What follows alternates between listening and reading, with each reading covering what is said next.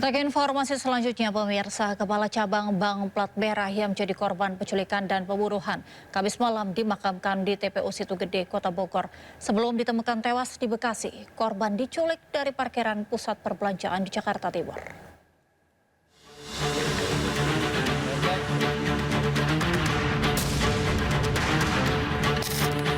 Kasus penemuan jasad pria dalam kondisi wajah, tangan, dan kaki terikat lakban di area persawahan di Desa Nagasari, Serang Baru, Bekasi akhirnya terungkap. Hasil olah TKP dan autopsi, korban diketahui bernama Muhammad Ilham Pradipta, 37 tahun, kepala kantor cabang bank pemerintah yang ternyata menjadi korban penculikan dan pembunuhan. Untuk kondisi korban sendiri, ya terdapat beberapa luka lebam di bagian tubuhnya. Saat ditemukan oleh warga dan saat kami datangin TKP, kondisi korban itu saat itu dilakban bagian matanya dan diikat di kakinya.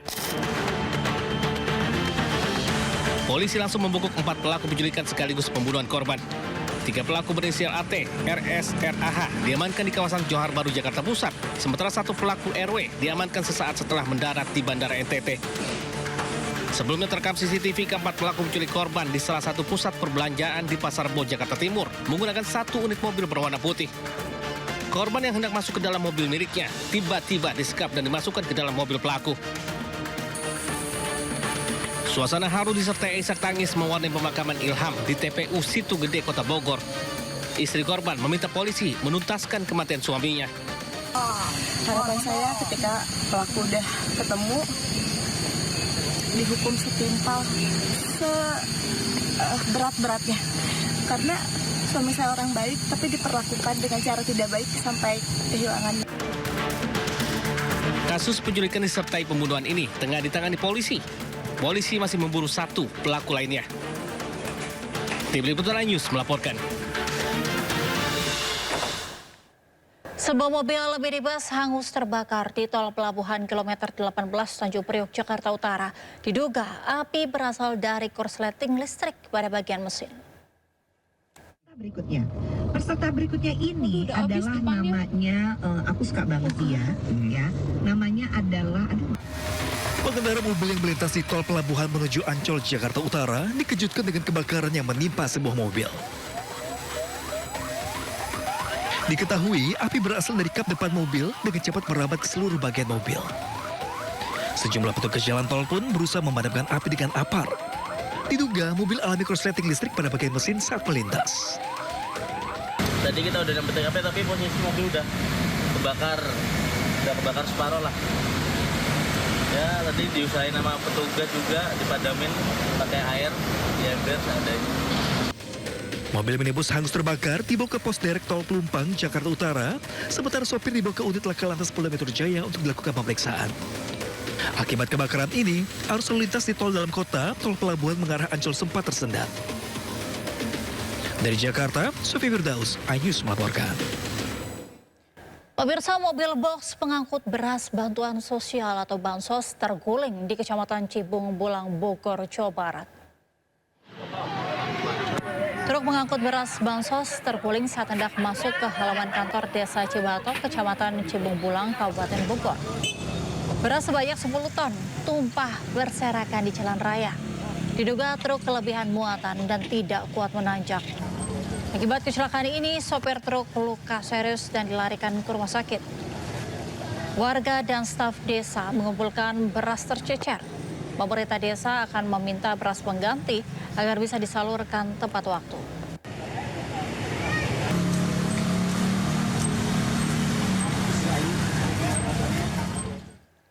Sesosok jasad pria tanpa identitas ditemukan hanyut di aliran Kali Baru, Kramat Jati, Jakarta Timur. Polisi masih menyelidiki penyebab tewasnya korban.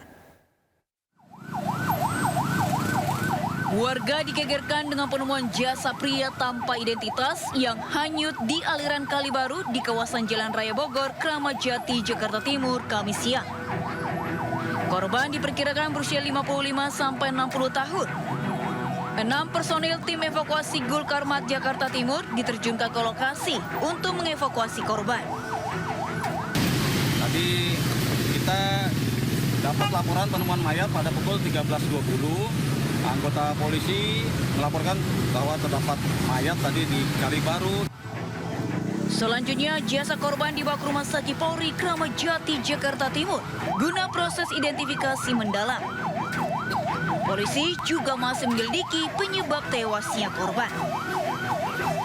Dari Jakarta, Rio Manik, iNews melaporkan. Pemirsa, jajanan tidak sehat mengandung gula garam tinggi dan lemak jahat beredar tanpa pengawasan, termasuk di kawasan dekat sekolah di mana anak-anak biasa jajan sehari-hari.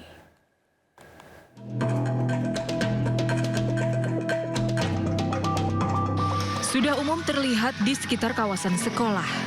Pedagang kaki lima berjualan aneka jajanan. Rata-rata harganya murah, mulai Rp5.000 hingga Rp10.000, disesuaikan dengan uang saku siswa sekolah. Es atau enggak risol-risol gitulah. Tapi biasanya bawa bekal apa enggak? Jarang. Jajan es sama mie, kalau enggak ciki-ciki. 12. Ya. Kadang-kadang habis, kadang-kadang ada sisa. Dalam aturan WHO, konsumsi asam lemak trans yang biasa terdapat pada minyak goreng dan mentega seharusnya dibatasi di bawah 1% dari total kalori harian atau sekitar 2,2 gram per hari. Lebih dari jumlah itu bisa memicu masalah kesehatan seperti hipertensi dan jantung koroner. Pemirsa, saat ini saya sedang berada di salah satu kawasan yang berada di dekat SDN 1719 Johar Baru, Jakarta Pusat. Dan setiap harinya mulai dari jam masuk sekolah, jam istirahat hingga jam pulang sekolah, kawasan ini selalu ramai oleh anak-anak murid yang jajan berbagai macam makanan, mulai dari makanan olahan, kemudian juga makanan kemasan. Nah, kita akan lihat seperti apa sih jajanan yang biasanya selalu dibeli sama anak-anak. Dan tadi saya sudah lihat ada salah satu jajanan yang ramai sekali pembelinya, saya tertarik untuk ikut mencoba. Nah, Abang, aku mau beli 5.000 bisa dicampur aja? Oke, boleh 5.000 dicampur ya Bang ya. Biasanya kalau anak-anak itu paling suka itu jajan yang seperti apa Abang? Sosis sama mie, sama kornet, sama telur gulungnya. Oke. Ini memang untuk rasanya ini menarik banget ya pemirsa, khususnya untuk anak-anak karena di sini ada rasa pedas, asam, dan juga asin dan gurih. Namun yang perlu dipahami untuk orang tua murid bahwa memang untuk makanan yang ada di sini tidak dijelaskan dan tidak tertulis untuk informasi dari trans lemaknya, untuk minyaknya, kemudian juga untuk komposisi bahannya, dan tidak ada pengawasan terhadap bahan-bahan yang diolah dan yang digunakan yang ada di jajanan yang ada di sini. Dari Jakarta, Nora Syafika, Suryali Santoso, iNews melaporkan. Kita ke informasi selanjutnya, korban ledakan sumur minyak di Blora, Jawa Tengah menuntut ganti rugi pertanggungjawaban dari pemerintah dan pihak investor. Selain rumahnya terbakar, korban juga kehilangan anggota keluarga, sementara anak dan istri alami luka bakar.